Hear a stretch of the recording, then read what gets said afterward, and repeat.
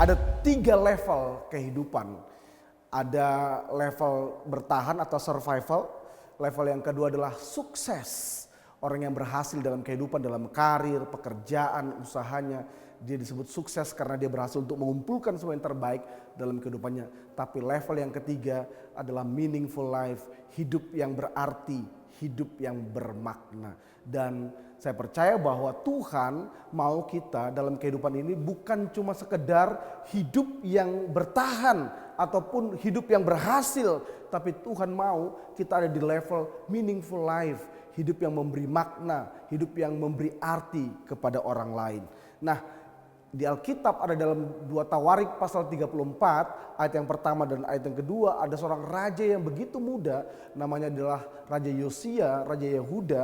Dia memerintah Yehuda umur 8 tahun dan umur pemerintahannya cuma 31 tahun. Berarti usianya tidak sampai 40. Tapi ini yang terjadi, Yosia telah membawa bangsanya berubah untuk sungguh-sungguh mengikut Tuhan. Dia menghancurkan semua persembahan-persembahan kepada Baal, persembahan-persembahan yang tidak kepada Tuhan. Dia hancurkan, dia kembali membawa firman Tuhan, hukum Taurat dibacakan kepada bangsanya. Lalu kemudian mereka merayakan Paskah.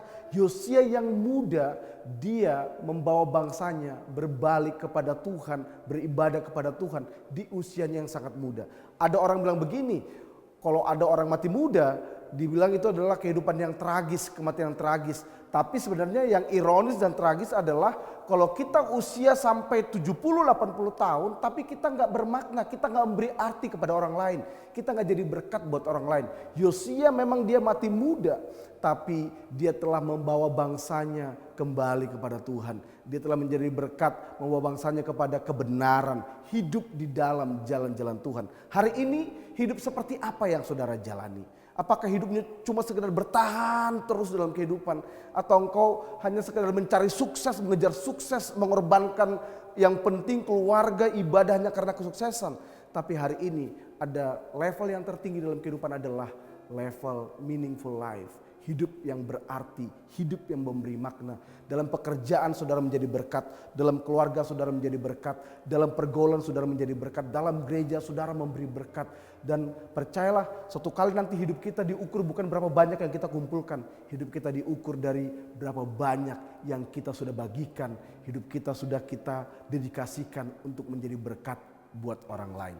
Hidupilah hidup yang bermakna dengan memberi arti, dengan memberi berkat, menjadi berkat buat orang lain. Tuhan Yesus memberkati.